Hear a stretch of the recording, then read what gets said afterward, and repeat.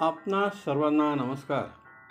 मी रुद्रशेखर जोशी केसरीनंदन आध्यात्मिक यूट्यूब चॅनलमध्ये आपल्या सर्वांचे स्वागत आहे. आज आपण या व्हिडिओ जाणून घेऊया भाद्रपद महिन्याच्या वद्य पक्षात येणाऱ्या इंदिरा एकादशीची कथा.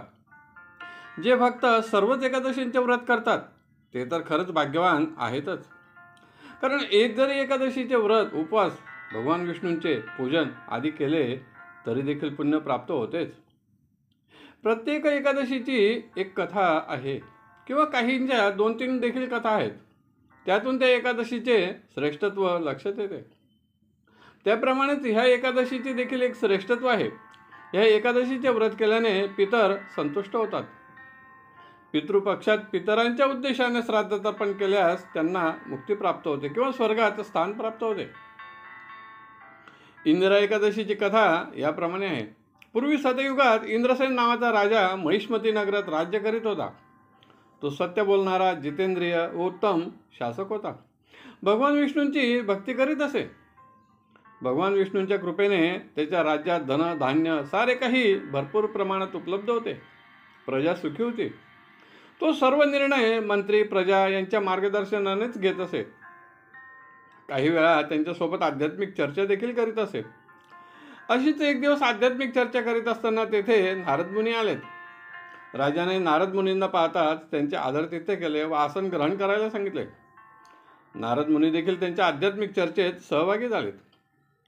त्यानंतर त्यांनी राजास त्याचा राजकारभार उत्तम रीतीने सुरू आहे की नाही हे जाणून घेण्यासाठी फक्त 3 प्रश्न विचारलेत. राज्य सर्व दिशांनी सुरक्षित आहे का?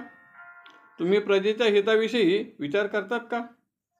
तुम्ही भगवंताची भक्ती करतात का? यावर राजाने उत्तर दिले, माझे राज्य सर्व बाजूंनी सुरक्षित आहे. मी प्रजेचे पालन आपलीच संतान समजून करतो. मी भगवान विष्णूंची भक्ती करतो. त्यांच्या कृपेने सर्व काही ठीक आहे.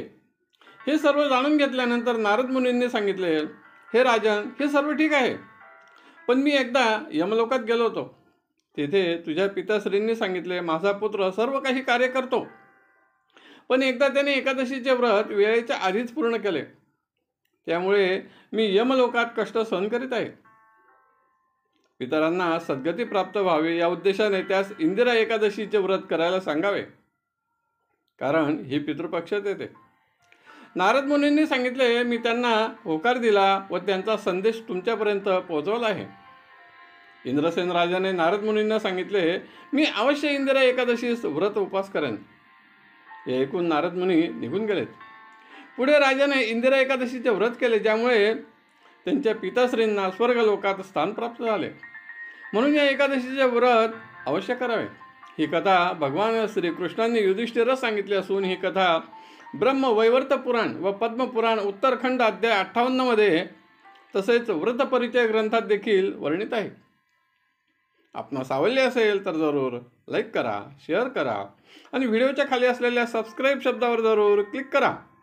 धन्यवाद. नमस्कार. जय केसरीनंदन.